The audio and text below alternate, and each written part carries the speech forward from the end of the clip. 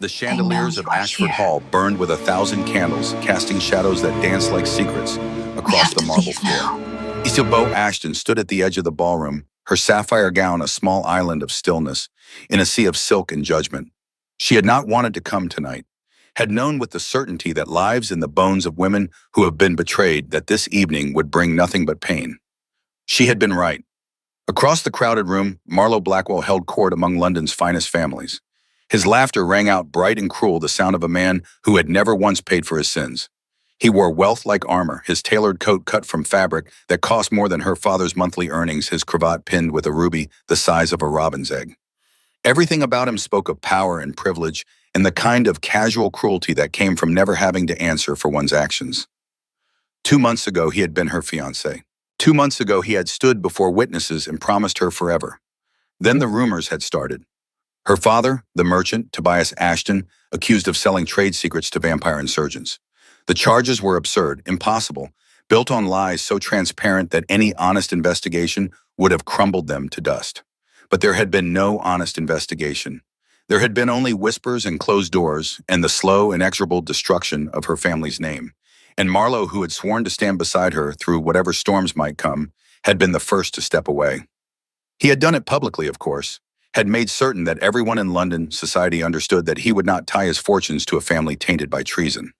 The engagement had been dissolved. Her father's business had collapsed within a week, and Isabeau had learned what it meant to be alone in a room full of people. Tonight was the first time she had ventured back into society. A mistake, she realized now. A terrible mistake. Marlowe's eyes found hers across the ballroom, and his smile widened. He said something to the gentleman beside him, and both men laughed. The sound carried across the music, across the chatter landing like a slap against her skin. She knew without hearing the words that she was the subject of their amusement. The disgraced merchant's daughter. The woman who had reached too high and fallen too far. Heat crawled up her neck, but she did not look away. She had learned in these long months of shame that looking away only encouraged them. Predators sensed weakness the way sharks sensed blood in water. Marlowe began walking toward her. His stride was confident, leisurely, the walk of a man who had all the time in the world to deliver his cruelty. Around him, conversations quieted. Heads turned. Everyone loved a spectacle, and Marlowe Blackwell always put on a good show. Isabeau's heart hammered against her ribs. Her palms grew damp inside her gloves. Every instinct screamed at her to run, to flee into the gardens and disappear into the darkness. But her feet remained rooted to the floor. Running would only make it worse. Running would confirm every terrible thing they thought about her. So she stood her ground and waited for the blow to fall. He was 10 paces away. 9, 8. That was when desperation made her reckless. Her gaze swept the ballroom, searching for anyone who might offer refuge. Most of the guests avoided her eyes, uncomfortable witnesses to a public shaming they did not have the courage to interrupt. The matrons clustered in judgment. The young ladies whispered behind their fans. The gentlemen watched with the cold interest of men observing a horse with a broken leg. And then she saw him. He stood alone near the terrace doors, half in shadow, half in candlelight. Tall, impossibly still, dressed in black that seemed to swallow the light around him. His features were sharp and striking, the kind of face that belonged in oil paintings of fallen angels. Dark hair swept back from a high forehead, eyes that caught the candlelight and reflected it back like polished obsidian. A mouth that had forgotten how to smile. Everything about him whispered danger. Everything about him promised that here was a man who did not play by the same rules as Marlowe Blackwell and his ilk. Isabeau did not think, did not plan, did not consider the consequences. She simply moved. Her feet carried her across the marble floor with purpose that surprised even her.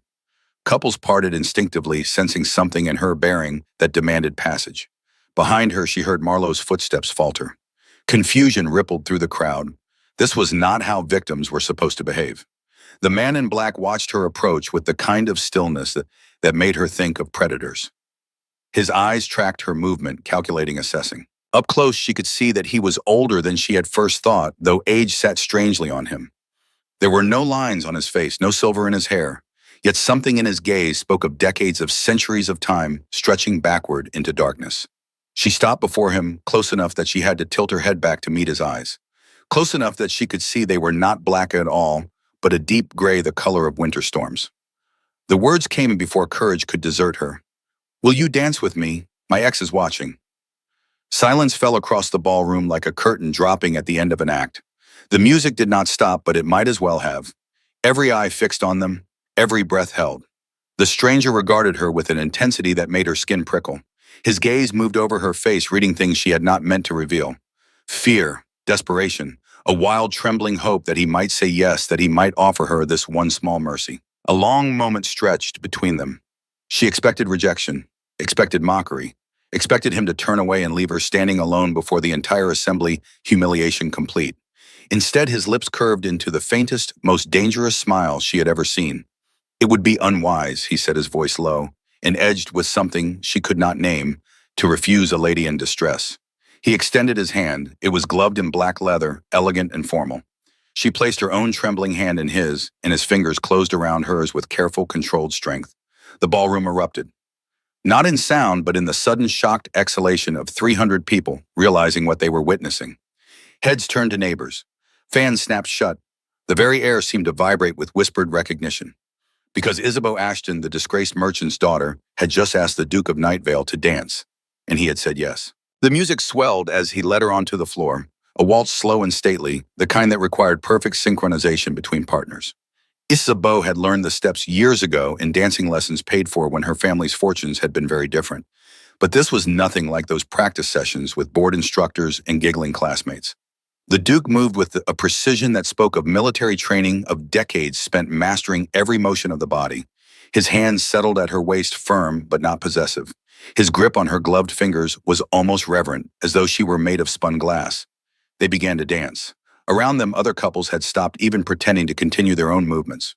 They simply stood and stared, a living audience, to something that would be discussed in drawing rooms for months to come. Isabeau could feel their eyes like physical weight pressing against her shoulders, could hear the whispers building like a storm. But the Duke seemed entirely unbothered. He guided her through the sea of frozen dancers with the confidence of a man who had never cared what anyone thought of him. Where he moved, people parted. It was not respect, Isabeau realized. It was fear. She risked a glance upward and found his eyes already on her, studying her with an intensity that stole her breath. "You are trembling," he observed. His voice carried a faint accent she could not place. Something old. Something that did not belong to any corner of England she knew. "I did not expect you to accept," Isabeau admitted. The truth felt safer than lies somehow. This man would see through polite fictions. "And yet you asked." "I was desperate." "Desperation," he said, and there was something almost amused in his tone, "makes people do interesting things." The music swelled. He spun her in a move that brought gasps from the onlookers, and when she came back to him, she was closer than before. Close enough to see the faint scar along his jawline. Close enough to catch his scent, which was bergamot and something darker, like smoke and winter nights. Close enough to notice that his skin, where it disappeared beneath his collar, was far too pale. "Who are you?" she whispered. Though even as she asked, understanding was beginning to dawn. The unnatural stillness. The way even titled lords had straightened when he moved. The fact that he stood alone, untouched by the social games that consumed everyone else in this room. "You do not know."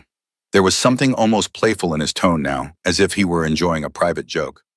"I know what they say about the Duke of Nightvale," Isabeau replied, lifting her chin, "that he is ruthless, that he destroyed 3 noble houses for betraying the crown, that his heart is as cold as the northern estates he commands." "And do you believe what they say?" She met his gaze directly. "I believe that rumors are built on fragments of truth, twisted until they serve whoever is speaking them." For the first time that evening, the Duke smiled. It was not a kind smile, but it was genuine. "You are sharper than your circumstances suggest, Miss Ashton." The use of her name startled her. "You know who I am." "Everyone knows who you are." His grip tightened fractionally. "The daughter of the disgraced merchant. The woman Marlowe Blackwell cast aside like spoiled fruit." Shame burned in her chest, but she refused to look away. The Duke leaned closer, his voice dropping to a murmur that only she could hear. "He is watching us now. Shall we give him something to truly worry about?" Before Isabeau could respond, he pulled her into a dip so deep her dark hair nearly brushed the marble floor. The ballroom erupted in scandalized whispers. When he brought her upright again, his face was inches from hers, and she could see the calculation behind every movement. This was not kindness.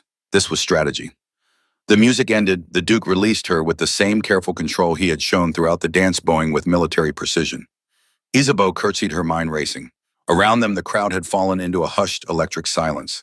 Then the Duke did something that would be discussed for years to come. He lifted her hand to his lips and pressed a kiss to her gloved knuckles. His eyes never left hers. And in the candlelight, for just a fraction of a second, she saw his irises flash a deep, unmistakable crimson. "Thank you for the dance, Miss Ashton," he said loud enough for those nearby to hear. "I trust we will be seeing much more of each other." Then he turned and walked away, leaving Isabeau standing alone in the center of the ballroom, the object of every eye, every whisper, every speculation. Marlowe Blackwell looked like he had swallowed glass. The ride home was silent, except for the clatter of wheels on cobblestone. When Isabeau's lady's maid sat across from her in the cramped, hired carriage, her face pale with worry.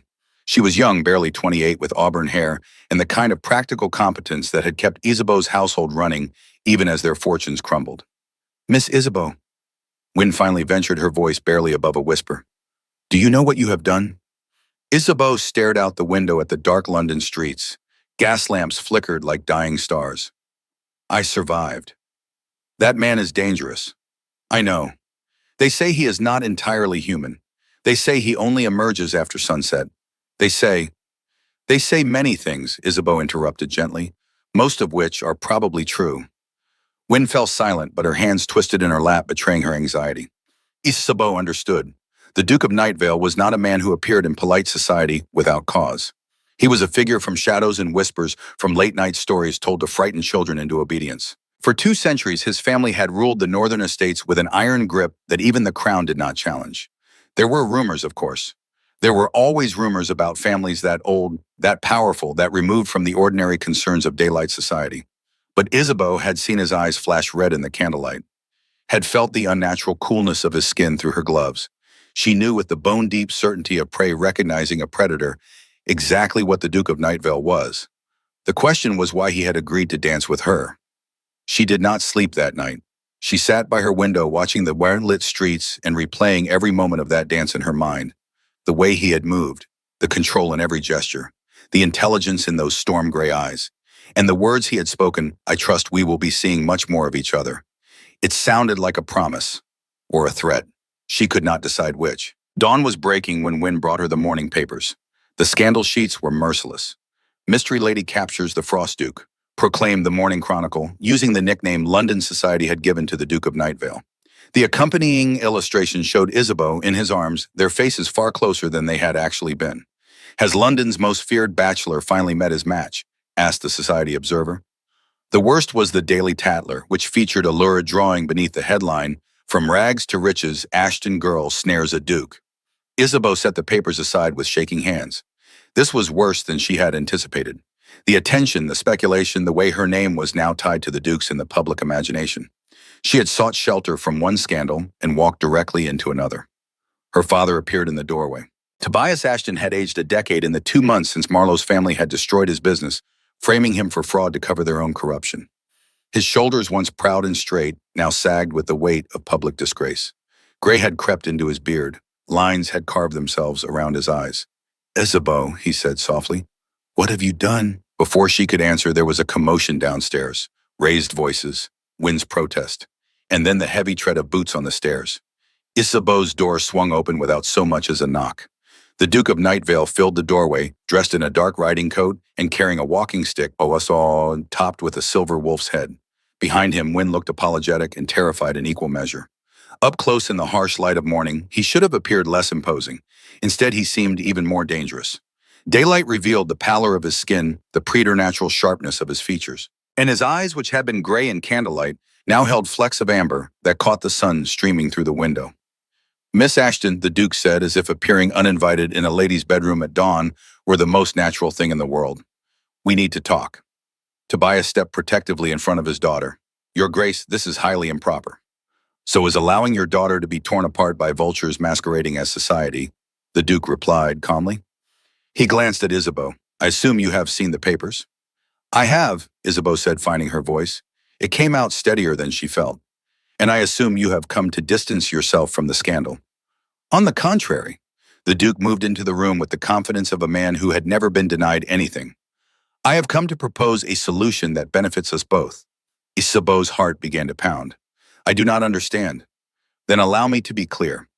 Those storm-gray eyes fixed on hers with unnerving intensity. "You need your family's name restored. You need protection from whatever vendetta Marlowe Blackwell is clearly pursuing." I need something as well, Miss Ashton. He paused, and in that pause, Isabeau felt the weight of his full attention. It was like standing before a judge being measured and found either wanting or worthy. I need a woman of good breeding and respectable connections to stand beside me while I complete work that requires absolute social legitimacy. You understand what I am offering. You want me to pretend to be your fiancée, Isabeau said slowly. I want you to be my intended bride publicly for a period of 6 months, perhaps longer, depending on how matters unfold. He moved closer, and Isabeau caught his scent again. Bergamot in winter. In exchange, I will use my considerable resources to investigate the charges against your father. If he is indeed innocent, as I suspect he is, I will clear his name.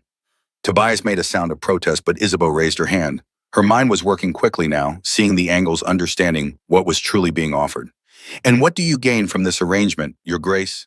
Access, the Duke said simply. There are certain doors in London society that remain closed even to a duke, especially one with my particular reputation. Doors that will open for a man who appears to be courting a respectable young woman from an old merchant family. Doors that lead to people I need to observe very carefully. You are using me as a disguise. I am offering you a trade. He tilted his head, studying her. 6 months of your time and your presence at my side in exchange for your father's freedom and your family's restoration. Additionally, you will live at my estate under my protection during this period. Marlowe Blackwell will not dare to move against you there. The words hung in the air between them. Isabeau looked at her father and saw hope warring with fear in his tired eyes. She thought of the morning papers, of the whispers that would follow her for the rest of her life if she refused, of the slow, inexorable destruction that awaited her family if she did nothing. But more than that, she thought of the Duke's eyes flashing red in candlelight, of the intelligence she had seen there, the centuries of experience, the careful control that spoke of something far more complex than the monster society painted him to be. This was not a rescue. This was business. And Isabeau understood business. I have conditions, she said. The Duke's eyebrows rose fractionally. Do you I want full access to your investigation. I am not a decoration to hang on your arm. If we are partners in this arrangement, then I want to be a true partner. My father was a merchant. I have training in accounts and logistics, in seeing patterns that others miss. Use me properly or do not use me at all. Something shifted in the Duke's expression, a crack in the armor of control. For a moment, he looked almost impressed. Additionally, Isabeau continued, I will not be a prisoner in your estate. I will have freedom of movement, freedom to maintain my own friendships, freedom to refuse any request I find inappropriate. And at the end of 6 months, regardless of the outcome, I walk away with my independence intact. You are negotiating with me, the Duke said. There was wonder in his voice and something else, something that might have been respect. I am proposing a partnership, Isabeau corrected. You said you needed someone of good breeding and respectable connections. What you actually need, Your Grace, is someone who will not simply cower in your shadow. Someone who can stand beside you as an equal, at least in appearance. That requires mutual terms, not demands. Tobias stared at his daughter as if seeing her for the first time. Wynne had pressed a hand to her mouth, eyes wide. The Duke was silent for a long moment. Then, to Isabeau's shock, he smiled. It was a real smile this time, not the dangerous curve of lips she had seen at the ball. This smile reached his eyes and transformed his entire face, making him look younger, more human.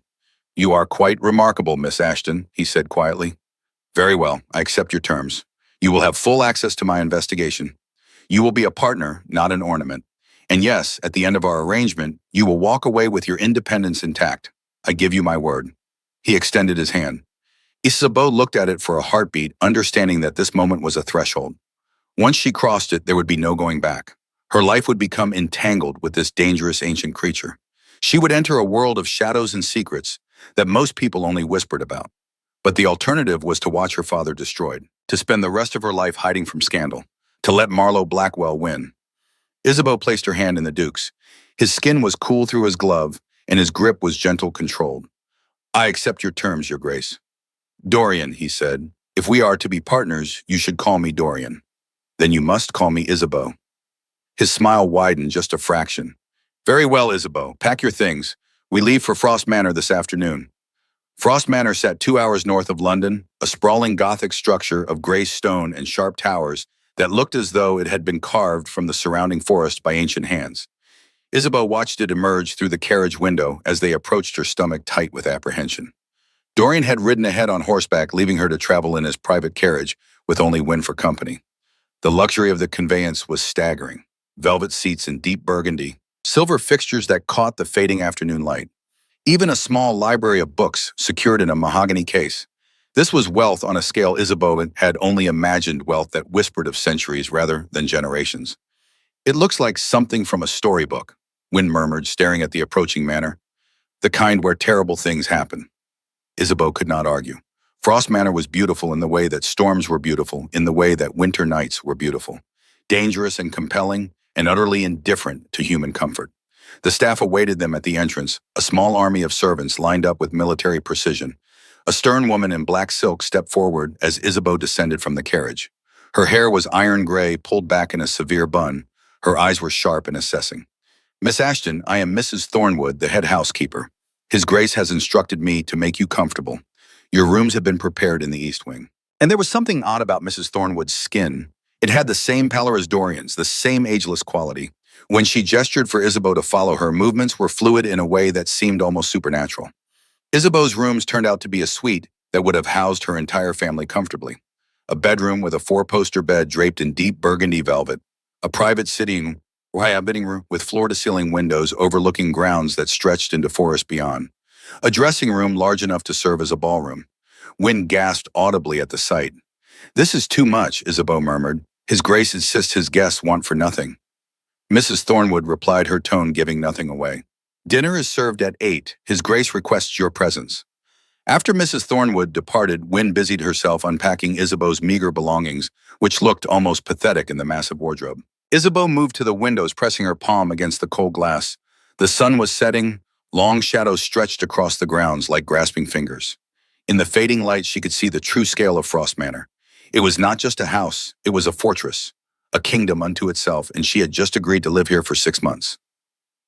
The next 3 days passed in a strange limbo. Isabeau saw Dorian only at dinner, where he was unfailingly polite but distant. He asked about her comfort, inquired about her needs, ensured she had everything required. But he volunteered nothing about himself or the investigation he had promised. During the days, Isabeau explored the estate with growing fascination. The library alone was staggering floor-to-ceiling shelves containing volumes in a dozen languages, some so old that their pages crumbled at the edges. She found books on law, on trade, on the intricate dance of court politics. Everything she would need to understand the world Dorian inhabited. The gardens were magnificent despite being neglected. Someone had once loved these grounds deeply, had planned each pathway, each fountain, each carefully placed bench. Now they were overgrown, beautiful in their wildness, like a bride who had forgotten to remove her wedding dress. But there was one place Isabeau had been warned quite firmly not to go, the North Wing. Mrs. Thornwood had mentioned it only once in passing, with a tone that brooked no argument. The North Wing is His Grace's private domain. Guests do not enter there. Of course, that only made Isabeau more curious.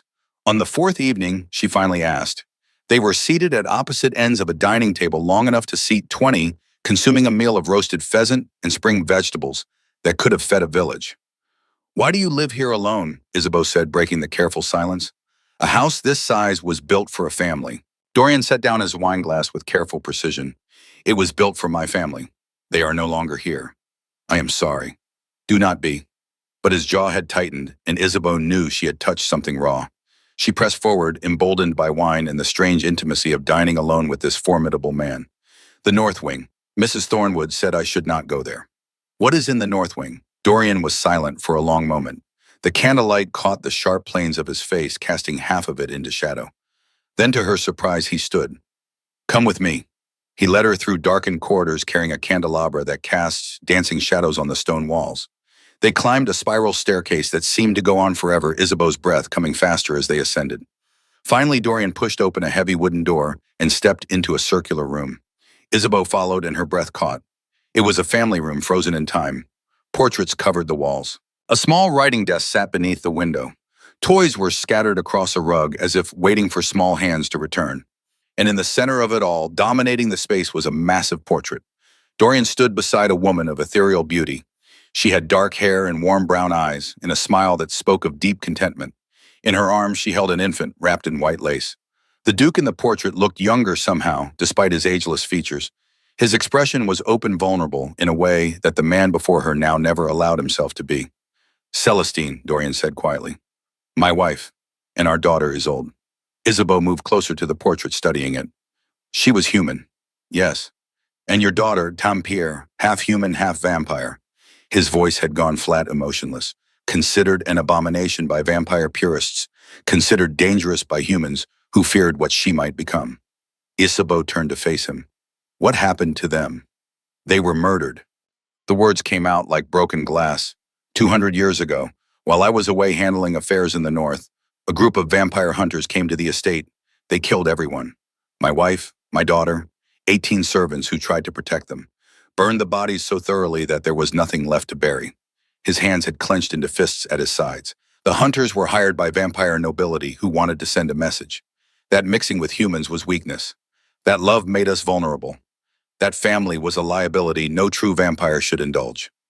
Isabeau felt tears burning in her eyes. She had known loss, had felt the pain of betrayal.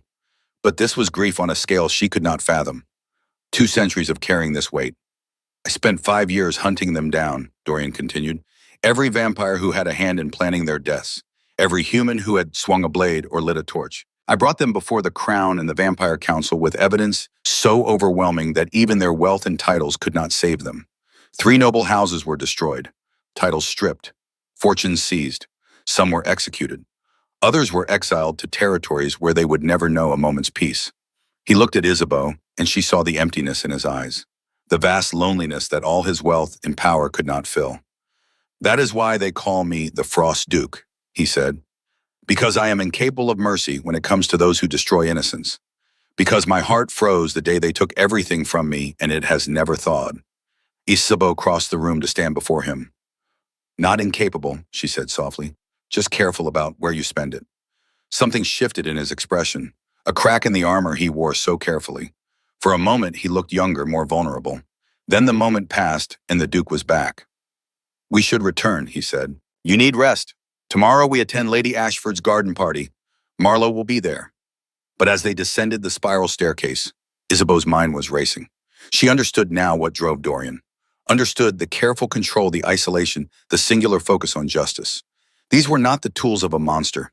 They were the tools of a man who had been broken so thoroughly that he had rebuilt himself from fragments using rage and purpose as mortar, and somehow, without meaning to, she had begun to care about him. Lady Ashford's garden party was legendary.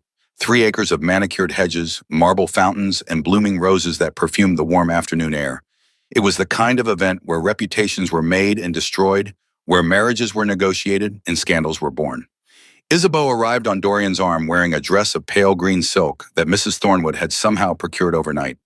It fit perfectly, making her look like spring itself. She had seen the approval in Dorian's eyes when she descended the stairs of the manor that morning. London society turned as one to watch them arrive. The whispers were a physical thing, a wave of speculation and scandal that followed in their wake. But Dorian seemed unbothered, nodding coolly to acquaintances and guiding Isabeau through the crowd with a possessive hand at the small of her back. They had discussed strategy during the carriage ride.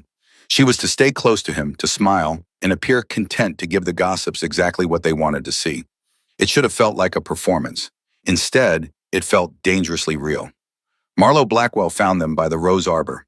He looked older than Isabeau remembered, his handsome face harder, his eyes calculating as they took in the sight of his former fiancée on the Frost Duke's arm. Your Grace, Marlowe said, his voice dripping with false warmth. What a surprise to see you at such a frivolous gathering. I would have thought you too busy with your various investigations to attend garden parties. Lady Ashford is an old friend, Dorian replied smoothly, and I find myself with more time for social engagements these days. Marlowe's eyes slid to Isabeau. Isabeau, you look well. Better than I expected given recent circumstances. Before Dorian could respond, Isabeau stepped forward. She had spent 3 days thinking about this moment. 3 days remembering every cruel word, every public humiliation, every way that Marlowe had tried to break her. She was done being a victim. I am well, Marlowe. Thank you for your concern. Her voice was steady, almost pleasant. I must say I was shocked to read speculation about my sudden rise in prospects. From a disgraced merchant's daughter to a duke's intended in a matter of days. One might wonder what promises were made to secure such an advantageous match. She paused, letting the insult hang in the air. But then one might wonder many things. For instance, one might wonder why a man so eager to distance himself from scandal would spend so much energy discussing a woman he claimed to want nothing to do with. But I suppose some people cannot resist the temptation to revisit their failures. Marlowe's face flushed red. Your father is a criminal, Isabeau. That has not changed simply because you have found a powerful man to hide behind. Careful, Dorian said, his voice dropping to a dangerous purr. You are speaking to my intended bride. I take great exception to anyone who insults her. Intended bride. Marlowe laughed, but there was no humor in it. Please, we all know what this is. She is using you for your name and your influence. And you are using her for whatever game you are playing. But let me give you a warning, Your Grace. The Ashton name is poisoned. Association with it will only bring you trouble. I will take my chances, Dorian said. Now, if you will excuse us, I believe Lady Ashford is serving tea. He steered Isabeau away, but not before she caught the look of pure hatred on Marlowe's face. It was the expression of a man who had lost something he thought was rightfully his and would stop at nothing to reclaim it. They found a quiet spot beneath a willow tree away from prying eyes. Isabeau's hands were shaking, adrenaline coursing through her veins. You did well, Dorian said quietly. Better than well. You stood your ground. He frightens me, Isabeau admitted. Not physically, but the way he looks at me, like I am something he owns that has been stolen. Dorian turned her to face him, his hands gentle on her shoulders. Isabeau, look at me. She met his storm gray eyes. Marlowe Blackwell cannot touch you. Not while you are under my protection. I have destroyed men far more powerful than him for far less cause. And my father, your father will be cleared, I promise you this. The way he said it with such absolute certainty made her believe him. They stayed at the party for another hour, playing their roles perfectly. Isabeau laughed at Dorian's dry observations about the other guests. He fetched her tea and stayed close enough that everyone could see the attentiveness of his courtship. By the time they left London, society was convinced the Frost Duke had fallen. That night, unable to sleep, Isabeau found Dorian in the library. He sat in a leather chair before the fire, a glass of brandy in his hand, and what looked like a journal open in his lap. He glanced up as she entered, surprise flickering across his features. I could not sleep, she explained. Too much excitement for one day. Join me, he said, gesturing to the chair across from his. I find the fire helps. Isabeau settled into the chair, tucking her feet beneath her dressing gown. They sat in comfortable silence for a while, listening to the crackle of flames. Tell me about them, she finally said. Your wife and daughter. Dorian was quiet for so long she thought he might refuse. Then he began to speak, his voice soft in the firelit room. Celestine was French. She loved gardening and music and terrible Gothic novels. She had a laugh that could fill an entire room. And she was fearless. When she learned what I was, she did not run. She asked me what it felt like to watch the world change while remaining unchanged myself. A ghost of a smile touched his lips. Isolde was only 6 months old when they died. She had her mother's eyes, her laugh. I had so many plans for her future. Wanted to teach her everything.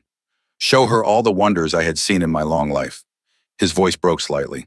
After they died, I could not bear to look at this room. I locked it away and did not open the door for 3 years. Now I keep it exactly as it was. A reminder of why I do this work. Why I cannot stop until every person who profits from destroying innocence is found and punished. Isabeau leaned forward. Dorian, what happened to your family was a terrible injustice. But you cannot spend your entire life seeking revenge. I am not seeking revenge, he said quietly. I am ensuring justice. Is there a difference? There has to be. Isabeau stood and moved to his chair, kneeling beside it so she could look directly into his eyes. You are not just existing, Dorian. You are barely living. At some point, you have to let yourself feel something besides anger and purpose.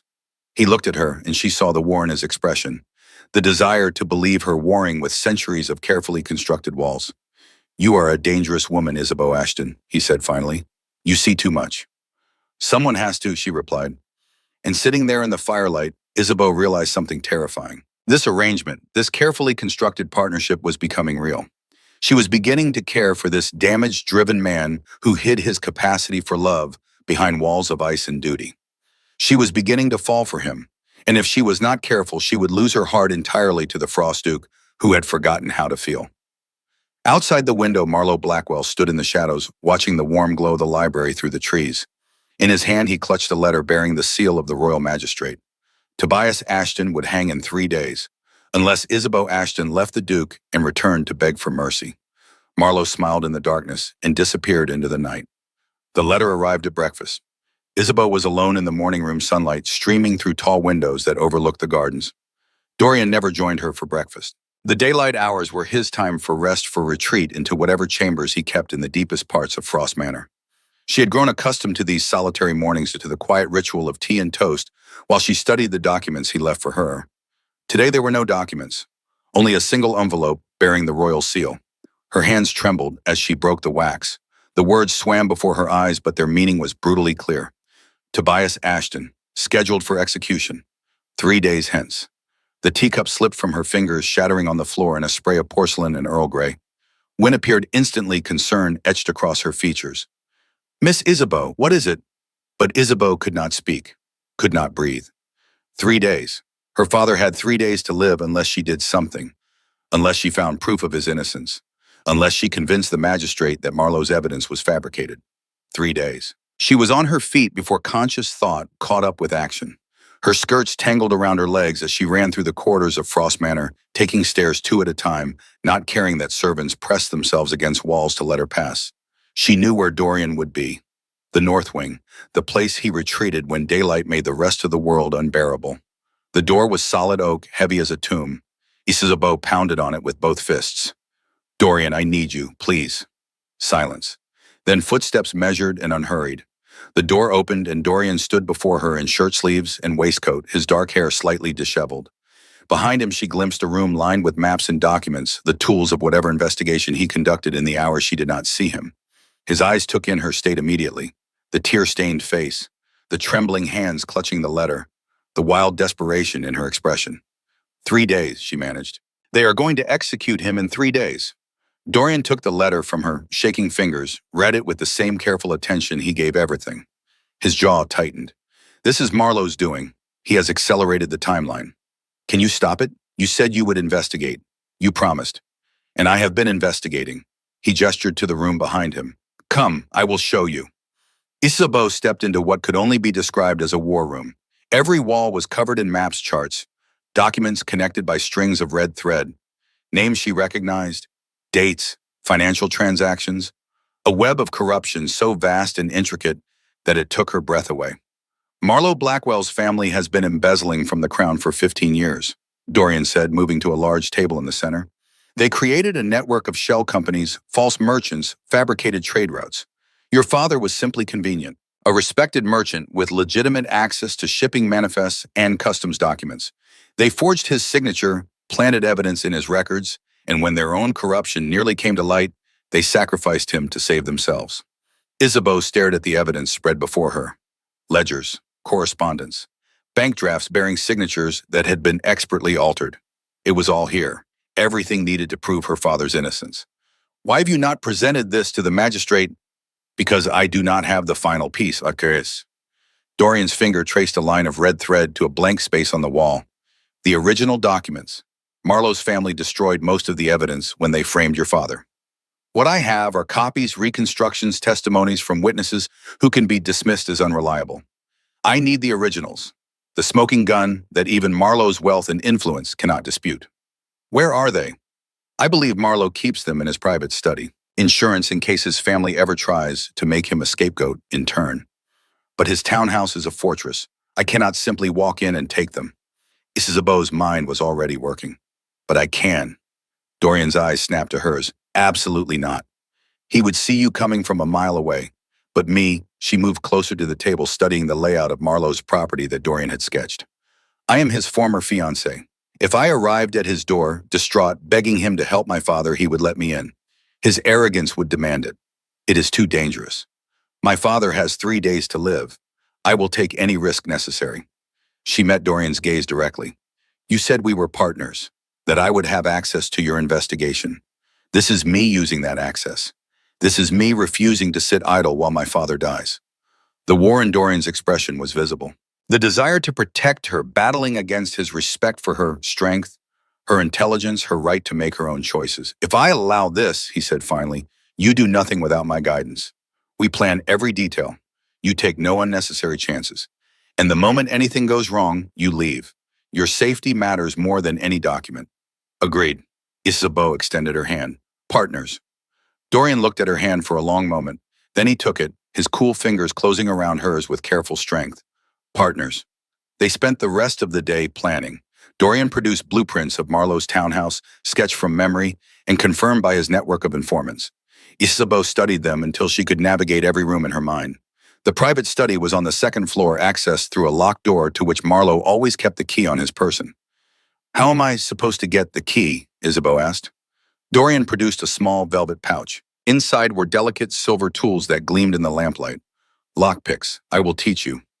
For the next several hours, Isabeau practiced on the locks of Frost Manor's various doors. Her fingers were clumsy at first, fumbling with the delicate instruments, but she had her father's gift for mechanical understanding, and gradually the tumblers began to fall into place at her command. Good, Dorian said, watching over her shoulder as she successfully opened a particularly stubborn lock. You learn quickly. I had a good teacher. Their eyes met held. In the lamplight, Dorian's features seemed softer somehow. Less the fearsome duke, and more the man who had loved and lost and built walls around the ruins of his heart. I should not be allowing this, he said quietly. If anything happened to you, nothing will happen to me. I will be careful. I will be smart. And I will come back with the evidence we need. She placed her hand over his. Trust me, Dorian. The way I am trusting you. His fingers turned to lacing with hers. I do trust you. That is what terrifies me. The next morning, Isabeau dressed in a gown of dove gray, the kind a desperate woman might wear when begging for mercy. Wynne arranged her hair in a simple style, no elaborate curls or ornaments. She needed to look humbled, defeated, willing to sacrifice her pride for her father's life. Dorian waited for her in the entrance hall, dressed for riding. Dark coat, dark gloves, every inch the dangerous duke. But when he saw her, something in his expression softened. You do not have to do this, he said. We can find another way. There is no other way. Not in 3 days. Isabeau drew a steadying breath. I am ready. The ride to London was tense and silent. Dorian on his black stallion, Isabeau in the carriage, both of them thinking of all the things that could go wrong. But when they reached the outskirts of the city, Dorian pulled alongside the carriage window. I will be watching, he said, every moment. If you need me, if anything feels wrong, you find a window and you signal. I will come for you. I know. He reached through the window, his gloved hand finding hers. Be careful, Isabeau. I will. Then he was gone, melting into the London crowds on horseback, while her carriage continued toward Marlowe's townhouse. The butler who answered Marlowe's door looked surprised to see her. Miss Ashton, we were not expecting. Please, Isabeau interrupted, letting her voice break convincingly. I must speak with Mr. Blackwell. It is urgent. It concerns my father. The butler's expression softened with what might have been genuine sympathy. He showed her to a drawing room decorated in the ostentatious style Marlowe favored. Too much gilt. Too many mirrors, everything designed to impress rather than to comfort. Marlowe appeared within minutes, dressed in a smoking jacket, clearly having been disturbed from his afternoon leisure. When he saw Isabeau, his expression cycled through surprise, suspicion, and finally settling on smug satisfaction. Isabeau, what an unexpected pleasure. He moved to pour himself a brandy, not offering her any. To what do I owe this visit? My father, she said, and the tears that came were real, born of genuine fear. They are going to execute him in 3 days. Please, Marlowe, I am begging you. If you ever cared for me at all, help him. Marlowe swirled the brandy in his glass, watching the amber liquid catch the light. Help him how? The evidence against him is overwhelming. The evidence is false. You know it is false. Your family framed him to cover their own crimes. Careful, Isabeau. Accusations like that could be considered slander. She moved closer, hating every step but forcing herself forward. I will do anything. Anything you ask. Just please help my father. Anything, Marlowe's eyes gleamed. Even leave the Frost Duke. Even come back to me where you belong. Isabeau felt bile rise in her throat, but she nodded. Yes, even that. Marlowe set down his glass and crossed to her close enough that she could smell the brandy on his breath, the pomade in his hair. His hand came up to cup her chin, tilting her face toward his. You look so pretty when you beg, he murmured. I had forgotten how much I enjoyed that. Every instinct screamed at her to pull away, to strike him, to flee. But she held herself still, tears streaming down her face, playing the role of the desperate, broken woman. I need to think about this, Marlowe said, finally releasing her. Such a decision cannot be made lightly. Perhaps you should stay for dinner. We can discuss terms. Of course, Isabeau whispered. Whatever you wish. Good. Make yourself comfortable. I have some business to attend to first. He moved toward the door, then paused. Do not wander, Isabeau. I would hate for you to get lost in this big house. The moment he left, Isabeau was in motion. She counted to 60, giving him time to reach wherever he was going. Then she slipped from the drawing room, her soft slippers silent on the marble floors. The townhouse was a maze of corridors and rooms, but she had memorized the layout. 2nd floor, east wing, 3rd door on the left. She climbed the servants' stairs, avoiding the main staircase where she might encounter household staff. The study door was locked as expected. Isabeau withdrew the lockpicks from the small pocket sewn into her dress, her hands steadier than she had any right to expect. The first pick slipped. The second caught. She felt the tumbler give her the soft click that meant success.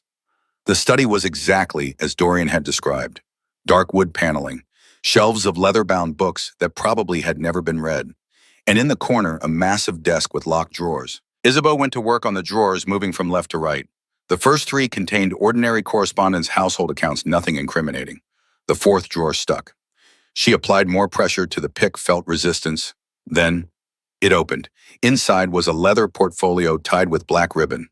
Isabeau's hands shook as she untied it, as she spread the documents across the desk.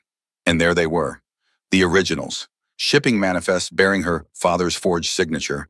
Bank transfers showing money flowing from Crown accounts into shell companies controlled by Marlowe's family. Correspondence discussing the need for a convenient scapegoat and noting that the merchant Ashton is well positioned to take the fall. It was all here. Everything Dorian needed. Everything that would save her father's life.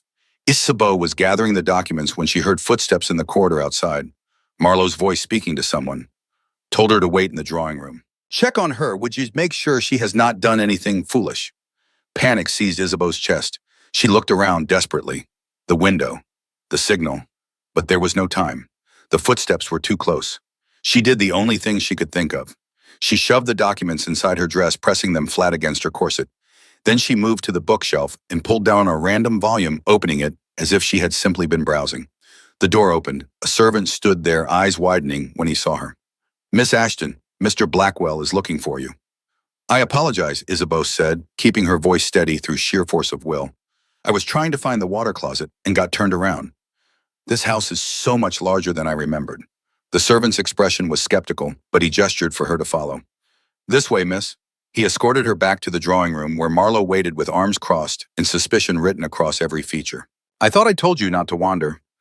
"I am sorry, I was looking for the facilities and lost my way." Isabeau kept her hands folded demurely, the documents pressed against her ribs, feeling as obvious as a brand. Could he see them? Could he tell something was wrong? Marlowe studied her for a long moment. Then he moved closer, and Isabeau's heart nearly stopped as his hand reached toward her waist. But he was only guiding her to a chair. "Sit. We have much to discuss." For the next hour, Isabeau endured the most excruciating conversation of her life. Marlowe outlined his terms. She would leave the Duke immediately, would publicly renounce any claim to his protection, would return to Marlowe and become his wife within the month. In exchange, he would see what he could do about her father's situation. No promises, of course. But he would try. Every word was poison. Every condition another chain designed to bind her back into the cage she had escaped. But Isabeau nodded and agreed and played the role of the defeated woman, all while the stolen documents pressed against her skin like a second heartbeat. Finally, mercifully, Marlowe released her. "Think about my offer. You have until tomorrow evening to decide. After that, well, I cannot be held responsible for what the courts decide." The carriage ride back to Frost Manor was the longest of Isabeau's life. Every jolt in the road made her certain the documents would slip free. Every glance from the driver made her think she had been discovered. But she made it through the gates, up the drive, into the entrance hall where Dorian waited. He took one look at her face and dismissed the servants with a gesture. The moment they were alone, Isabeau pulled the documents from her bodice, holding them out with shaking hands. "I got them. Everything you needed. It is all here." Dorian took the portfolio, his fingers brushing hers. "Are you hurt? Did he?" "He did nothing. I'm fine. I was careful just as you taught me." The adrenaline was leaving her system, now replaced by trembling exhaustion. "We can save my father now, cannot we?" "Yes." Dorian set the documents aside and pulled her into his arms, his embrace careful and controlled, but undeniably comforting. "You were magnificent, brave beyond measure. You saved him, Isabeau. You saved your father." She let herself collapse against his chest, let herself feel the relief and the terror and the overwhelming sense that she had just crossed a line from which there was no return. This was no longer a business arrangement. This was personal. This was real. And Dorian was holding her as if he would never let go. The documents were delivered to the royal magistrate the next morning by Dorian's own hand. Isabeau waited at Frost Manor, pacing the length of the library, while Wynne tried unsuccessfully to coax her into eating breakfast. When Dorian finally returned, his expression told her everything she needed to know. "The execution has been suspended. The magistrate is reviewing the evidence. He has agreed to postpone any action against your father until a full investigation can be conducted. Isabeau's knees went weak with relief. Wynne caught her elbow, steadying her. How long will the investigation take? Weeks, perhaps months, but the magistrate is honest. When he sees what we have provided, he will have no choice but to acknowledge your father's innocence. Dorian moved closer. You bought us time, Isabeau. Now we use that time to ensure justice is done properly. Over the following week, Isabeau threw herself into the investigation with renewed purpose. She spent hours in Dorian's war room cross-referencing documents, finding connections he had missed. They worked together through the long evening hours, Isabeau reading aloud from ledgers while Dorian made notes, their heads bent close over candlelit documents. Sometimes their hands would brush, reaching for the same paper. Sometimes their eyes would meet across the table and hold for just a moment too long. During the days while Dorian rested, Isabeau walked the gardens. The overgrown pathways called to her, begging to be restored. She began with small efforts, clearing weeds from around a fountain, pruning dead branches from rose bushes. The physical labor was soothing, gave her hands something to do while her mind worked through the puzzle of the investigation. Mrs. Thornwood found her one afternoon, dirt on her hands and a smudge across her cheek. His Grace asked me to fetch you for dance lessons, the housekeeper said. Dance lessons. For the masquerade ball, His Grace has decided to revive the tradition. It will be held here at Frost Manor in 2 weeks' time. Isabeau's heart leaped. A ball, here. The perfect opportunity to present their evidence to society, to force the magistrate's hand with witnesses from both the crown and the vampire nobility. She cleaned her hands and went to find Dorian in the music room. He stood beside a gramophone, winding the mechanism with careful precision. A masquerade, she said from the doorway. My mother started the tradition 2 centuries ago. She believed masks allowed people to be honest in ways they could never be face to face. He looked up at her. Marlowe will come. He cannot resist the opportunity to see us, to look for weaknesses. And when he comes, we will be ready. The music began, a waltz sweet and melancholy. Dance with me, Dorian said, extending his hand. A real dance. No audience, no strategy, just us.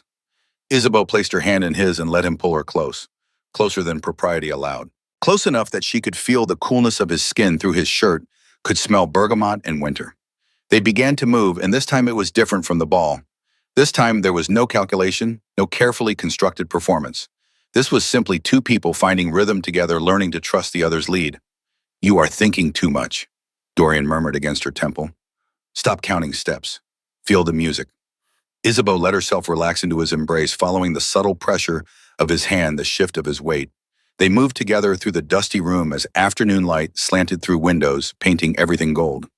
Why did you really agree to help me, she asked softly, at the ball, when I asked you to dance? Dorian was silent for a moment, considering. Because you were brave enough to ask for help when you needed it. Because you looked at the most feared man in the room and saw possibility instead of danger. He spun her gently. And because something in your eyes reminded me of Celestine, not in appearance, but in the way you refused to let the world break you. I feel broken sometimes, Isabeau admitted. So do I, but perhaps that is the point. Perhaps we break so we can rebuild ourselves into something stronger. The music ended, but they did not move apart. They stood in the center of the room, Isabeau's hands still in Dorian's, his arms still around her waist. The silence stretched heavy with things neither dared to say. Isabeau. His voice was rough. There is something you should know, something I should have told you before we began this arrangement. Before he could continue, Mrs. Thornwood appeared in the doorway, her expression urgent. Your Grace, forgive the interruption. There is a matter requiring your immediate attention. Dorian released Isabeau with visible reluctance. We will continue this conversation later. But later never came, because what Mrs. Thornwood had to tell him changed everything. Isabeau was in her room when Dorian found her that evening. One look at his face told her something was terribly wrong. What is it? She demanded. Wynne, he said. Your lady's maid. She has been informing Marlowe of your activities, sending him reports of everywhere you go, everyone you speak with, every document you have examined. The words hit like a physical blow. Wynne. Her friend, her confidant, the one person she had trusted without reservation. I do not believe it. I have proof. Dorian produced letters in Wynne's handwriting, detailing Isabeau's comings and goings, noting when Dorian was away from the manor, reporting on which rooms Isabeau had access to. Isabeau sank onto the edge of the bed, the betrayal cutting deeper than she would have thought possible. Why would she do this? Marlowe threatened her family, a younger sister who works in service. Wynne was trying to protect her. Dorian knelt before Isabeau, his hands covering hers. She is downstairs now in my study if you wish to speak with her. Isabeau found Wynne exactly where Dorian had said, pale and trembling, tears streaming down her face. The moment she saw Isabeau, she fell to her knees. Miss Isabeau, I am so sorry. I never meant. He said he would have my sister dismissed without reference. She would starve. I had no choice. There is always a choice, Isabeau said quietly. But even as the words left her mouth, she knew they were not entirely fair. How many impossible choices had she herself faced these past months? How far would she have gone to protect her own father? She knelt down beside Wynne, taking the maid's shaking hands in her own. What else did you tell him? What else does Marlowe know? Everything, Wynne whispered. About the documents you stole, about the masquerade ball, about your work in his Grace's investigation room. She looked up with red-rimmed eyes. But Miss Isabeau, there is something else. Something I only learned today. Marlowe has hired someone, a vampire hunter. He plans to kill the Duke at the masquerade and make it look like an attack by anti-vampire extremists. Ice flooded Isabeau's veins. What? He said it to another man while I was serving them tea. They thought I could not hear, but I did. The hunter is already in London, already preparing. The plan is to strike during the masquerade when there are witnesses to see a tragic assassination of a vampire lord. Dorian, who had been standing in the doorway, moved forward. Did you hear a name, any detail about this hunter? Wynne shook her head miserably. Only that he specializes in killing old vampires, the difficult ones, and that Marlowe is paying him a fortune to ensure your Grace does not survive the night. Isabeau's mind raced. They could cancel the masquerade, lock down the manor, refuse to let Marlowe anywhere near them. But that would mean abandoning their plan. Letting Marlowe win, giving up their best chance to clear her father's name and expose the corruption. We proceed as planned, Isabeau said, surprising even herself with the certainty in her voice. Both Dorian and Wynne stared at her. Absolutely not, Dorian said. If Marlowe has hired a hunter, then we will be ready for him. Isabeau stood, pulling Wynne to her feet. Wynne has given us the advantage of knowledge. We know the attack is coming. We can prepare, set our own trap. She turned to Dorian. You said we were partners. This is me refusing to run. This is me choosing to fight. Something shifted in Dorian's expression. Pride, fear, reluctant admiration. You are either the bravest woman I have ever met or the most foolish. Perhaps both. Isabeau managed a smile. But I am not leaving you to face this alone. We finish this together or not at all. To Wynne, she said, you will continue to feed Marlowe information. But from now on, it will be information we want him to have. False intelligence about the manor's defenses. Misleading details about where Dorian will be during the masquerade. You will become our double agent. Wynne's eyes widened. You are not dismissing me. You made a terrible mistake, but you came to us with the truth when it mattered most. Isabeau squeezed her hand. Everyone deserves a second chance, Wynne. Wynne burst into tears again, but this time they were tears of gratitude. I will not fail you again, Miss Isabeau. I swear it. The next 10 days were a whirlwind of preparation. The masquerade became the center of everything, the stage on which their entire plan would play out. Invitations were sent to every influential family in London, both human and vampire. The manor was transformed, rooms polished until they gleamed, gardens cleared and strung with lanterns. But beneath the surface, preparations, darker plans took shape. Dorian brought in his most trusted guards, vampires who had served his family for centuries. They studied the manor's defenses, identified vulnerabilities, planned countermeasures for every possible attack. Isabeau worked with them, seeing patterns and gaps that even experienced warriors missed. Through it all, Wynne fed carefully crafted misinformation to Marlowe. That Dorian would be in the main ballroom at midnight, that the manor's north entrance had minimal security, that Isabeau would be wearing a blue gown and a swan mask. None of it was true. 5 days before the masquerade, Mrs. Thornwood requested an audience with Isabeau. They met in the conservatory surrounded by plants that had somehow continued growing despite years of neglect. There is something you should know, the housekeeper said, her ageless face grave, about the hunters who killed the Duke's wife and daughter 2 centuries ago. Isabeau's attention sharpened. What about them? They were hired by vampire nobility. Yes, but the contact who arranged everything, the human intermediary who facilitated the assassination, was a man named William Blackwell, Marlowe's great-great-grandfather. The words hung in the air like poison. The Blackwell family has been profiting from the vampire-human conflict for generations, Mrs. Thornwood continued. They position themselves as defenders of human interests while secretly stoking the flames of war. Celestine and Isolde were killed because the Duke's mixed family threatened the narrative that vampires and humans could never coexist peacefully. Isabeau felt sick. Does Dorian know? He has always known, It is why he agreed to help you so readily. Your father was framed by the same family that destroyed his. In helping you, he seeks justice not just for your family, but for his own. Why did he not tell me? Perhaps because he wanted you to choose to help him for your own reasons, not out of pity or obligation. Mrs. Thornwood's expression softened slightly. Or perhaps because he has grown to care for you more than he ever intended and cares too much to use your pain as leverage. Isabeau found Dorian in the North Wing that night. He sat before the portrait of his lost family, a glass of untouched brandy in his hand, lost in memories of centuries past. You should have told me, she said from the doorway, about the Blackwells, about what they did to Celestine and Isolde. Dorian did not turn around. Would it have changed anything? No, but I deserve to know the full truth of what we were fighting against. I wanted you to fight for your father, not for my ghosts. Isabeau crossed the room to stand beside him, looking up at the portrait of the woman who had loved this complicated, damaged man. I fight for both. For my father's life. For your family's memory. For every innocent person the Blackwells have destroyed in their pursuit of power and profit. She took his hand, lacing her fingers through his. And I fight for us, Dorian. For whatever this is becoming between us. For the possibility that maybe, just maybe, we can both find something beyond revenge and survival. He turned to her, then his storm-gray eyes intense in the candlelight. Isabeau, you should understand something.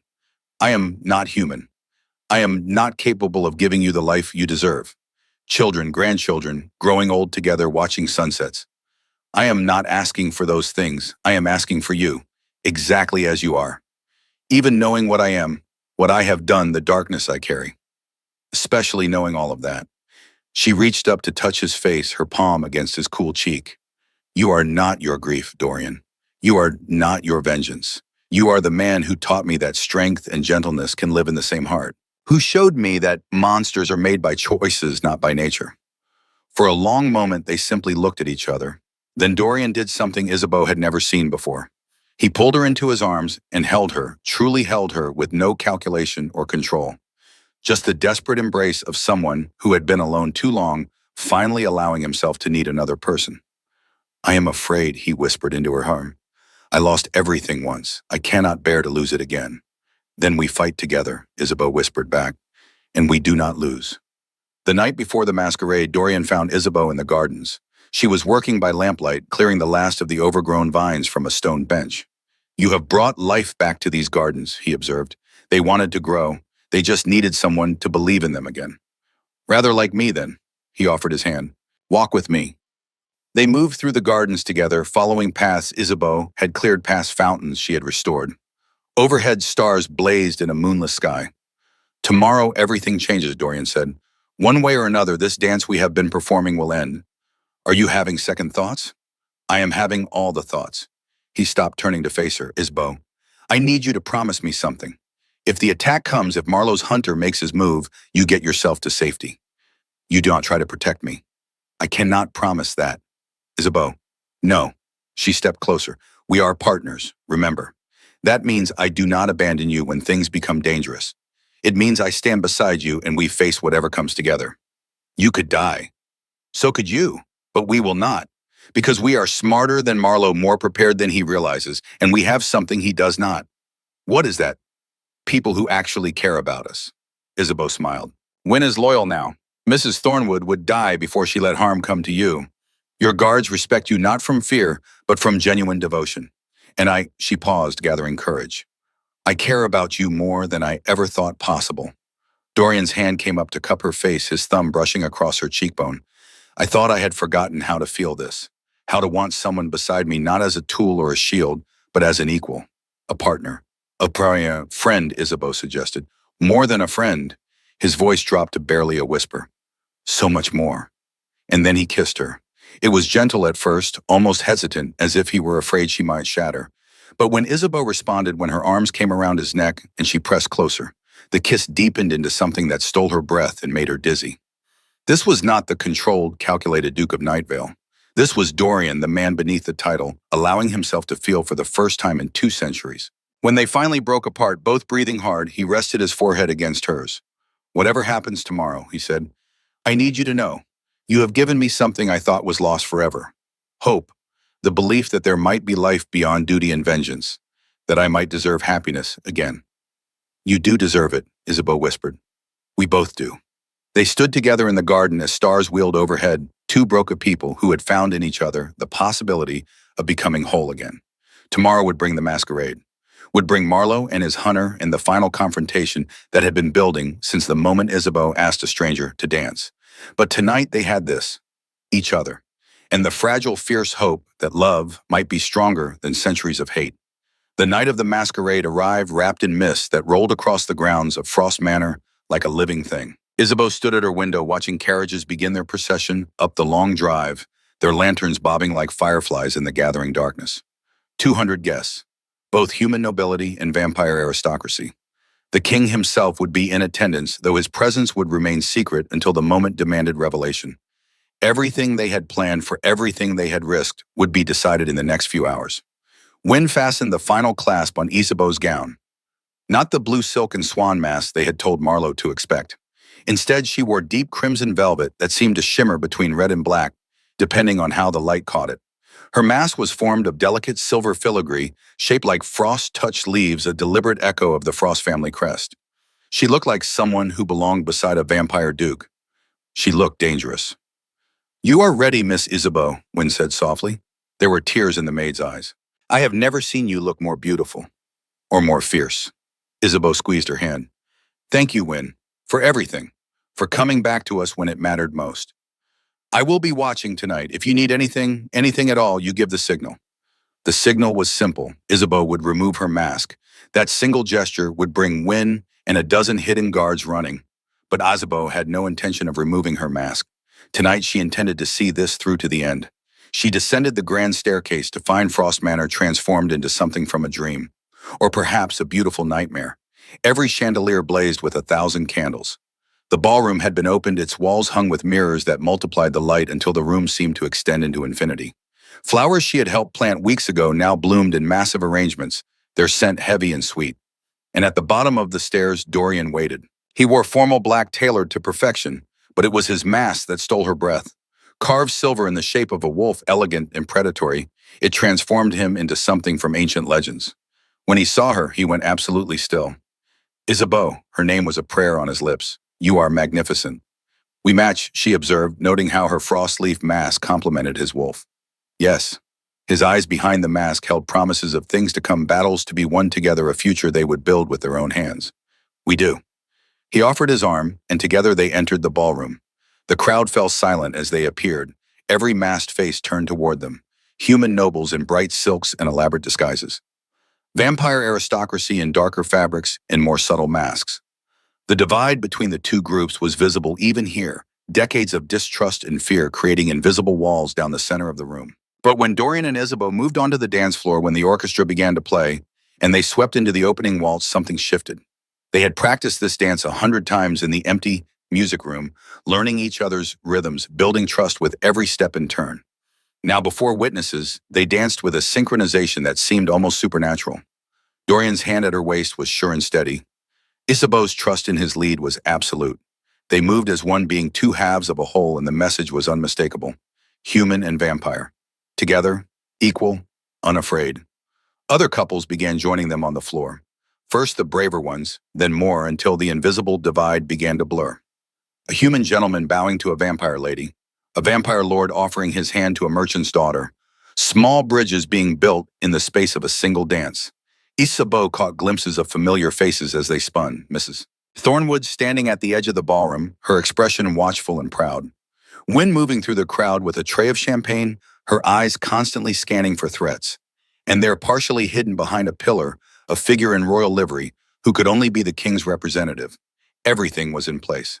Now they simply had to wait for Marlowe to make his move. He arrived late fashionably, so wearing a crimson devil's mask that seemed entirely too appropriate. With him came a group of human nobles, the ones who had grown wealthy from the conflict between species. They entered the ballroom like an invading force, their laughter too loud, their movements too aggressive. Marlowe's eyes found Isabeau immediately. Even through his mask, she could feel the weight of his stare, the possessive fury of a man who believes something had been stolen from him. The music ended. Dorian bowed to Isabeau with perfect courtly grace. "Are you ready?" "I am. Remember, no matter what happens, you stay safe. You promise me." "I promise to stay beside you," Isabeau corrected gently. "That is exactly what I intend to do." Before Dorian could respond, Marlowe was approaching across the polished floor, his entourage trailing behind. Your Grace, Marlowe's voice carried across the ballroom, pitched to draw attention. How generous of you to open Frost Manor for this spectacle. I had thought these halls were closed forever after the tragic deaths of your previous family. The crowd went silent. This was a direct attack, a public challenge to Dorian's honor. Around them, guests drew back, creating a circle and arena. Dorian's expression behind his mask revealed nothing. Mr. Blackwell, how kind of you to accept my invitation. Though I confess surprised that you found time in your busy schedule, I understand you have been quite occupied lately with legal matters. Marlowe's jaw tightened. Legal matters that were resolved in my favor. Unlike some families, the Blackwells know how to weather scandal. By creating it for others, you mean. Isabeau stepped forward, her voice clear and steady. Tell us, Marlowe, how many families have the Blackwells destroyed to cover their own corruption? How many innocent men have hanged while your family profited? Gasps rippled through the crowd. This was not ballroom conversation. This was accusation. Marlowe's face flushed red behind his mask. You overstep, Isabeau. Your father is a convicted criminal awaiting execution. You have no moral ground from which to speak. Convicted on evidence your family fabricated, Dorian said quietly, but his voice carried. Evidence we have thoroughly examined and found to be false in every particular. Slander. You have no proof. On the contrary.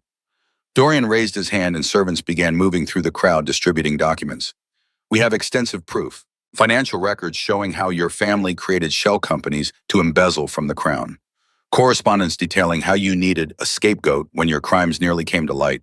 Shipping manifests bearing Tobias Ashton's forged signature.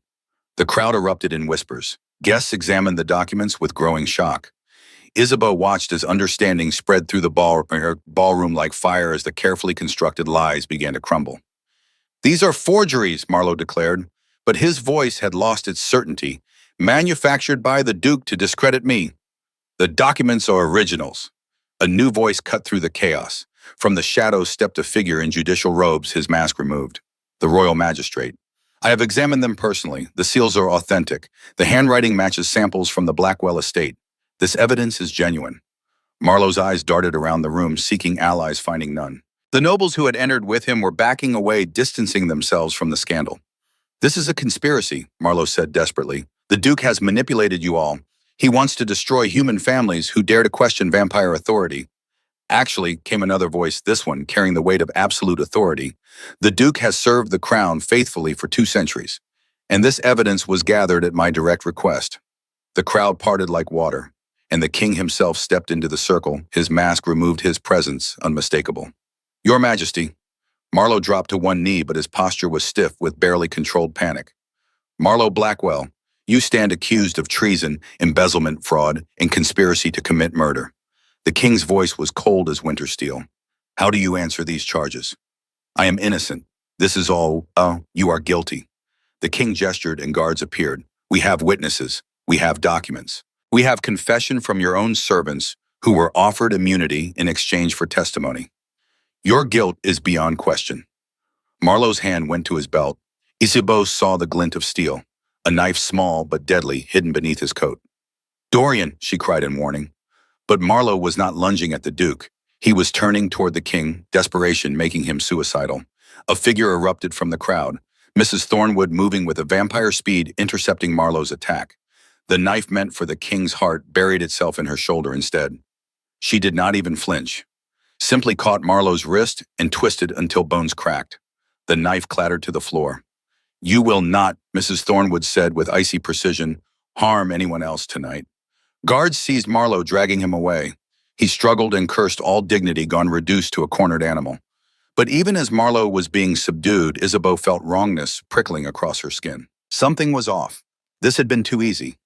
Marlowe would have had a backup plan. Her eyes scanned the ballroom, and that was when she saw him. A man in servant's livery moving along the edge of the crowd. Nothing unusual except for the way he moved. Too controlled, too aware.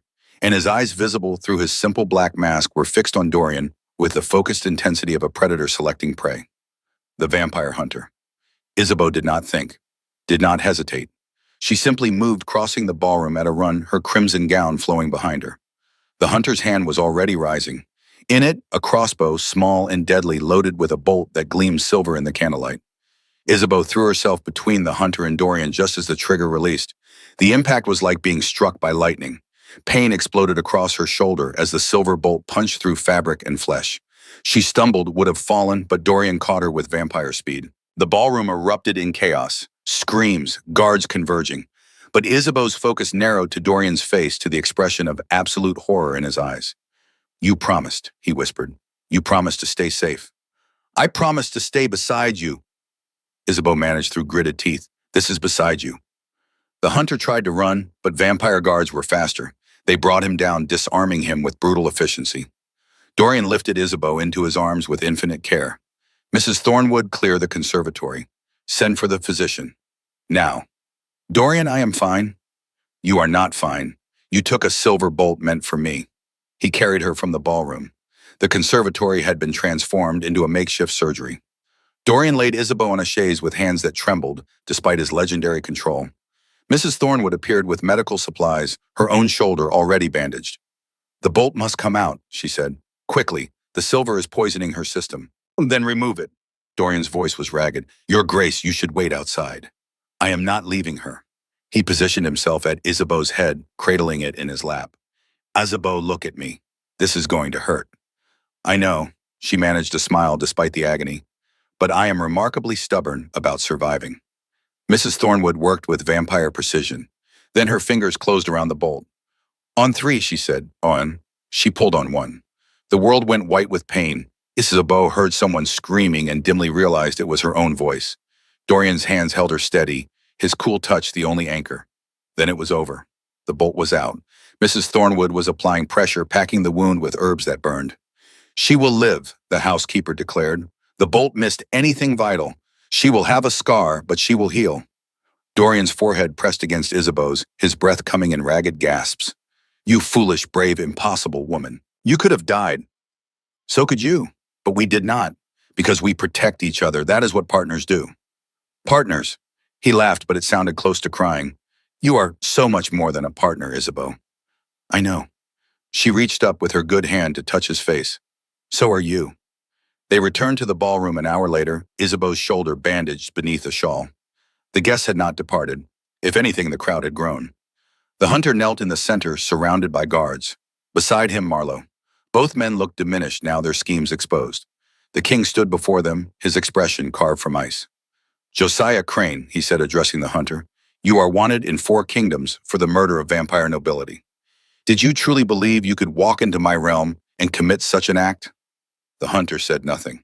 "And you, Marlowe Blackwell, not content with treason and embezzlement, you hired this man to assassinate the Duke of Nightvale during a royal function, an act that would have sparked war between human and vampire populations."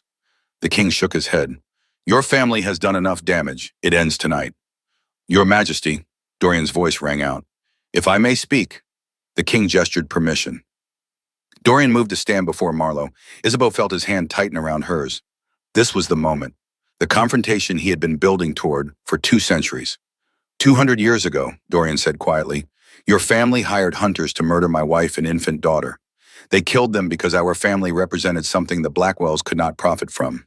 Peace, understanding. The possibility that humans and vampires might live together without fear. Marlowe's face had gone gray. "I did not know. Your great-great-grandfather knew. Your grandfather knew. Your father knew. And you continued their work, destroying innocent families to maintain your empire built on hate." Dorian's eyes had gone crimson. "I have spent 200 years hunting those responsible. And now I have you, the last of the line, the final piece of justice I have been seeking." He leaned closer. "It would be so easy to kill you, to make you pay with blood for blood, to finally balance the scales." Isabeau felt the rage in him, 2 centuries of grief and fury seeking release. One word from her and he would strike, would become the monster everyone feared. She knew this, and she also knew what it would cost him. Isabeau stepped forward, placing herself between Dorian and Marlowe. She met those crimson eyes, saw the darkness threatening to consume the man she loved. "Do not," she said softly, "do not let him turn you into what they claim you are. Do not sacrifice your honor for revenge. He deserves death.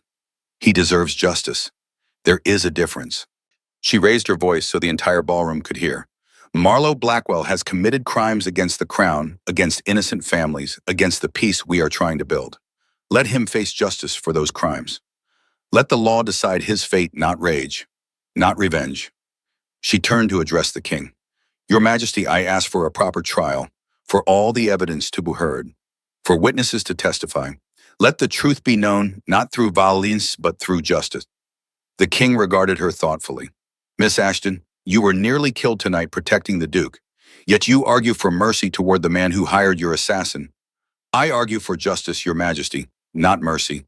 Marlowe Blackwell should face every consequence of his actions. But those consequences should come from the courts, from the law. She looked back at Dorian. Because we are better than that. We have to be better, or we are no different from them. The silence stretched. Then Dorian took a shuddering breath and the crimson faded from his eyes. When he spoke, his voice was steady. She is right, as she so often is. He stepped back from Marlowe. I want justice, Your Majesty. Proper justice. A trial that exposes every crime the Blackwell family has committed. I want the truth known, not buried with a corpse. The king nodded slowly. Very well. Marlowe Blackwell, Josiah Crane, you will be held in the tower pending trial. The evidence will be examined by the courts. And if you are found guilty, as I suspect you will be, you will face punishment appropriate to your crimes. Guards dragged both men away. When they were gone, the king turned to address the assembled guests. Tonight we have seen the worst of what fear and greed can produce. But we have also seen something better. We have seen courage, partnership, the possibility of a future where humans and vampires stand together against corruption rather than divided by it. He gestured to Dorian and Isabeau. The Duke of Nightvale and Miss Isabeau Ashton have demonstrated what true nobility looks like, not in titles or bloodlines, but in actions, in choices. From the crowd of vampire lords stepped forward. The Vampire Council recognizes Frost's service, and we acknowledge Miss Ashton's courage. This alliance between them is blessed by our order. A human duchess emerged from the opposite side. The human houses recognize the injustice done to Tobias Ashton. We call for his immediate pardon and restoration of his good name. The king raised his hand. It is done. Tobias Ashton is hereby pardoned of all charges. His name is cleared. His property and business are to be restored fully. He looked at Isabeau. Your father is free, Miss Ashton. Isabeau's knees went weak. Free. Her father was free. Everything they had fought for it had worked. Justice had prevailed. Dorian caught her as she swayed his arms strong and steady around her.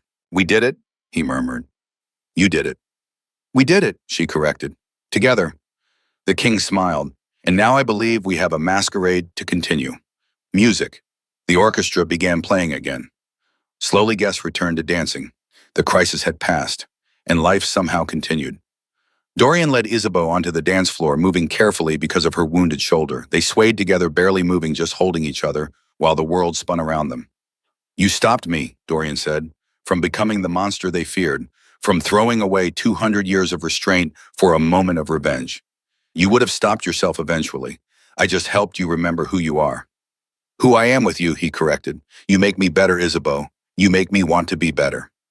They danced until the candles burned low and guests began departing. And when the last carriage had rolled away, when Frost Manor was finally quiet, Dorian led Isabeau to a place she had never seen before. It was a private ballroom, smaller than the grand one, hidden behind doors she had thought were storage. Moonlight streamed through floor-to-ceiling windows, illuminating a floor inlaid with silver stars. This was Celestine's favorite room, Dorian said quietly. We would dance here in the early mornings after balls ended, just the two of us with no audience, no expectations. He took a breath. I have not brought anyone here in 200 years, but tonight I want to bring you here. I want to ask you something I never thought I would ask anyone again. From his coat, he withdrew a small box. Inside was a ring, not ostentatious, just a simple band of silver set with a stone the color of starlight. Isabeau Ashton. This started as an arrangement, a trade of mutual benefit, but it became something neither of us expected. It became real. It became everything. He knelt. Will you marry me not as part of a plan or a scheme, but as my true partner, my equal, my love? Will you go on? Isabeau looked down at him. 2 months ago, she had been broken and desperate. 2 months ago, she had asked him to dance simply to escape humiliation. Now she was being offered forever. Yes, she whispered. Yes, I will marry you. As your partner, your equal, your love. He slipped the ring onto her finger, then rose and pulled her into his arms. They kissed with the worry of people who had fought for their happiness and won. And then they danced slowly, tenderly, to music only they could hear. 3 months later, Isabeau Ashton became Isabeau Frost in a ceremony that made history. the first official marriage between human nobility and vampire aristocracy blessed by both crown and council, held at twilight in the gardens of Frost Manor. Her father walked her down the aisle, tears streaming down his face. Tobias Ashton fully pardoned, his business restored and thriving. Wynne stood as her attendant. Mrs. Thornwood watched from the front row, her ageless face soft with something that might have been joy. And at the end of the flower-lined aisle, beneath an arbor, woven with white roses and dark ivy, Dorian waited. He looked younger somehow, as if happiness had stripped away some of the centuries. His smile when he saw her was pure and unguarded. The ceremony was beautiful. Traditional vows mixed with new ones they had written themselves, promises of partnership and equality, and choosing each other every day. When the officiant pronounced them married, when Dorian kissed her before witnesses from both worlds, the cheer that rose up was genuine celebration. Because this was more than a wedding. This was a bridge between two worlds. This was proof that fear could be overcome, that old wounds could heal, that love was stronger than centuries of hate. The years that followed were not without challenges. But Isabeau and Dorian faced them together, building alliances, changing laws, slowly reshaping society into something better. Frost Manor became a sanctuary. Orphans of both species found homes there. Isabeau established a foundation dedicated to healing the rifts between communities. Dorian became the crown's official mediator between species. 5 years after their wedding, Isabeau stood in the north wing, watching sunlight paint the walls gold. In her arms was a baby girl with dark hair. At her feet, a boy of 3 played with wooden blocks. 2 more children sat at the writing desk. 4 children total. Not born of her body, but chosen by her heart. You honor their memory, Dorian's voice came from the doorway. Isabeau turned to find her husband watching the scene with wonder. I honor their possibility, Isabeau corrected. Celestine and Isolde deserve to live and grow and be happy. We cannot give them that, but we can give it to others. She gestured to the portrait of Dorian's first family. I want to commission a new portrait. Of all of us, to hang beside this one. Not to replace it, but to show that love does not end. It transforms. Dorian crossed the room, one arm around her waist, the other hand gentle on the baby's head. You have given me more than I ever thought possible. Not just happiness, but purpose beyond revenge, family beyond memory. We gave each other those things, Isabeau said. That is what partnership means. The boy at their feet looked up. Papa, come play. Dorian the Frost Duke knelt on the floor to stack blocks with a human child who called him Papa. That evening, an artist arrived to begin work on the new portrait. Dorian at the center, Isabeau beside him, the 4 children arranged around them, and in the background, the gardens of Frost Manor in full bloom. As the artist worked, as the children grew restless, as Dorian caught Isabeau's eye, and they shared a look of perfect understanding, the old portrait watched over them. Celestine and Isolde, forever young, forever loved. Not replaced, not forgotten, but honored by the family that had been built in their memory. Outside, night fell. Frost Manor glowed with lamplight. Guests began arriving for dinner, a mix of human and vampire friends who gathered weekly. Wynne appeared. Dinner is ready, your graces? Dorian looked at Isabeau and their children. We should go. Isabeau took his hand. Come, our guests are waiting. They walked down the stairs together, children racing ahead. Behind them, the portraits watched, the old and the new, the lost and the found, the grief and the healing. Some love stories end, but others transform, growing stronger through trial and hardship, building something beautiful from broken pieces. In the drawing rooms of London, they still told the tale. The disgraced merchant's daughter who asked the Frost Duke to dance, the vampire lord who said yes, and how that single moment of brave connection had changed everything. And on quiet evenings when the children were asleep and the house was still, they would return to the private ballroom, the one with the silver stars, and they would dance without music, without audience. Will you dance with me? Isabeau would ask, echoing that first desperate question, and Dorian would smile and take her hand and answer, always, for as long as you will have me. Then we will be dancing for a very long time, Isabeau would reply, and they would sway together in the moonlight, vampire and human duke, and merchant's daughter, 2 broken souls who had found in each other the courage to be whole again. The story that began with a desperate waltz had become a lifetime of choosing each other. Not perfect, but real. Not easy, but worth every struggle. Some dances end, theirs was just beginning. One dance at a time, one choice at a time, one moment of courage at a time, together, forever.